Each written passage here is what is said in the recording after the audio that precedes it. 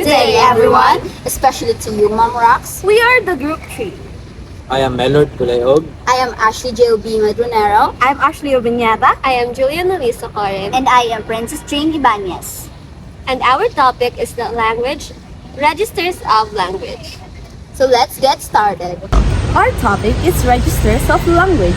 Our registers is the way you speak or write depending on your situation, audience, and purpose. There are 5 types of register. The first one is casual, second one is formal, third one is consultative, the fourth one is intimate register, the last one is frozen register. Casual register is used when talking with friends, classmates, or people your age. It's a relaxed, simple, and fun conversation. The second one is formal. This is the language we use in official or serious situation. It sounds polite, professional, and complete.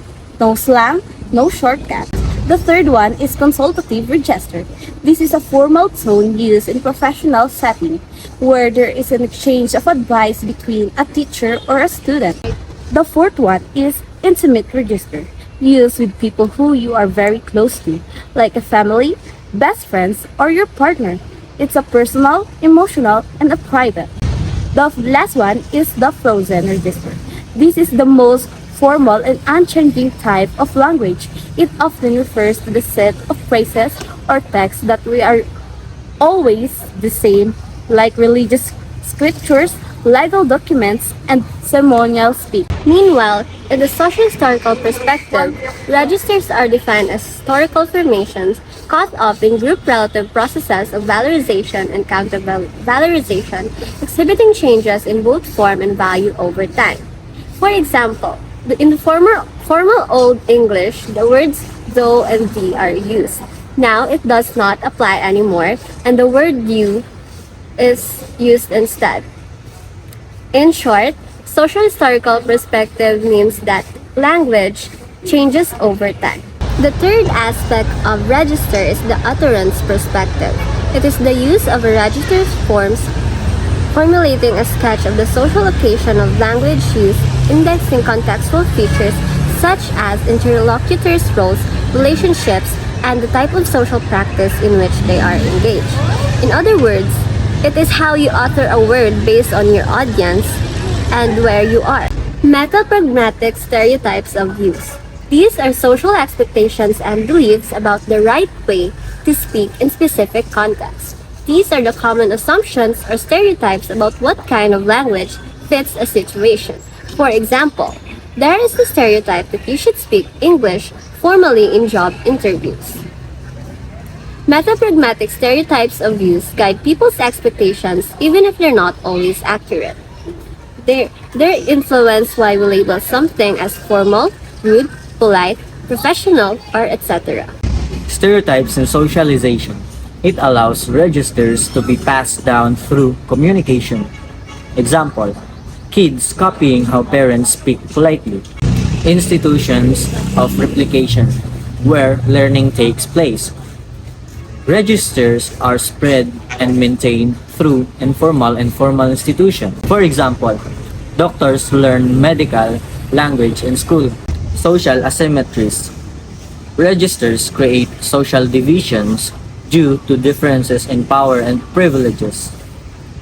Registers reflect power differences. Example, lawyers use complex terms others may not know. Stereotypes and ideology.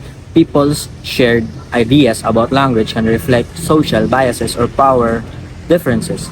Shared beliefs about language show social bias. Example, British accent seen as intelligent. Good afternoon, ma'am. So today, I would like to discuss the contextualized tropes. Register are not ideological or constructs. They are carry meanings that go beyond what stereotypes say. When we use a register in real life, its effect depends not only on the words themselves, but also on other signs and contexts like gesture, tone, or situation. Register carry meaning beyond words' tone. Gestures or context matter. Or for example, a polite tone makes a command softer. Next, Gender and decals. Speech styles are linked to gender.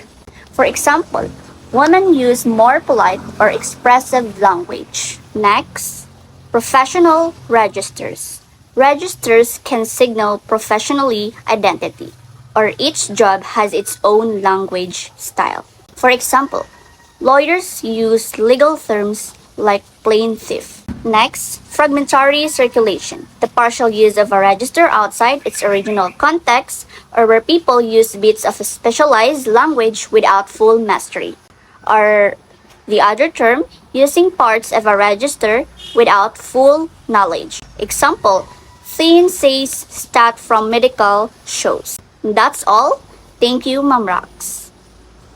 Static model. Threaded registers are fixed categories like list of words used in certain settings.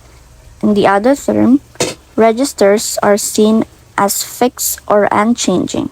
Example, formal language always same words. Dynamic model.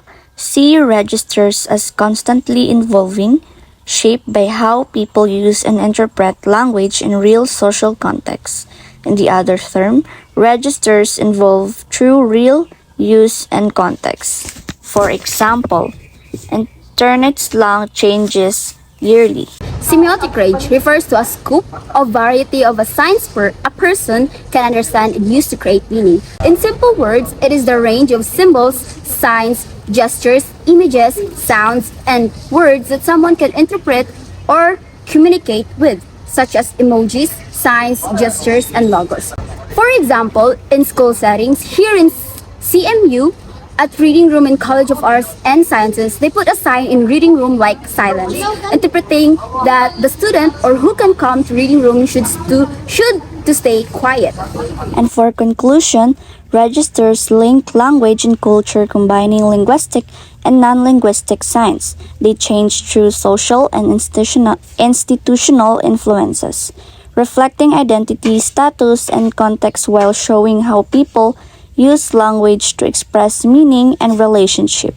And that's a wrap. This has been our lesson in registers of language. We hope you learned something valuable that our explanation helped you understand the topic better. Thank you for your time and thank you for listening or viewing our video. Until next time.